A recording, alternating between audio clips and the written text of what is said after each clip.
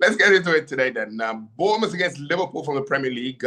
Liverpool look like one week they look like a team on the up. We saw the draw last time in the Premier League, which was very surprising against Burnley. But they went away to Marseille, which is a very difficult ground to go to, and they won the game quite comfortably, it has to be said. They take on a Bournemouth team who, on their day, can really give anyone a good game. Do you think you've seen enough signs from this Liverpool team to think they'll go to Bournemouth and dominate the game? I think so, just because I think for as Liverpool's, of all their woes they've had as of late, they are unbeaten in 10 in the Premier League. As you say, they come into Bournemouth on Saturday with that fantastic win in France in midweek. Salah's back from AFCON. That's given him a bit of a boost. You never know what you're going to get with this Liverpool team, which is half the fun when trying to predict what they're going to do, and maybe even more fun when you're trying to bet on what they're going to do. But I feel that they are, well, after the Burnley draw, they've seemed to have ridden that wave with a win in Marseille. They needed that reboot. They've got that. Bournemouth, for as good as they are on the eye, they're a very entertaining team to watch.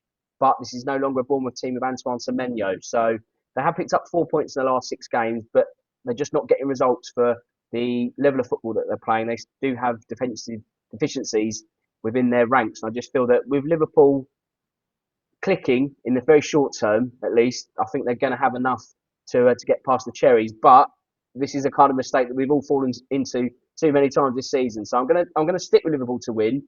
But if they manage not to, I don't think it's that big a surprise either. But I'm going to be confident for Arne Slot's men on Saturday. Yeah.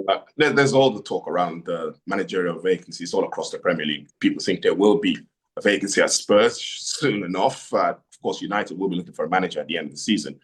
Anthony Raiola, for what he's done at Bournemouth this and the last few seasons, you think maybe the wheels are starting to come off a bit this year? Or is the lack of, they've lost Antoine Semenyo now, is there a chance that it could be all downhill from here now? It's so difficult with Bournemouth because they are a Premier League club in name, but they are such a small club in what they do that they're almost always punching above their weight. So even being 15th in the Premier League is not something to be disappointed with. Obviously, they've kind of flirted with the top half and they flirted with getting into Europe. So this downturn in form at the moment feels like relative disappointment to that. However, they lost 4 of their back 5 in the summer. They've just lost Semenyo. They do have the ability to keep regenerating.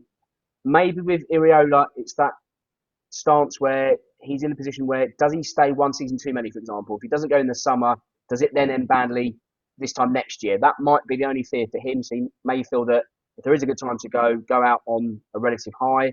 You don't want to stay too long and tarnish what you've done in the past. So with the jobs opening up, obviously I think he's going to be a popular candidate. However, if results don't come to Bournemouth, he's not going to be top of the list. So it's a difficult balancing act for both club and manager at the moment.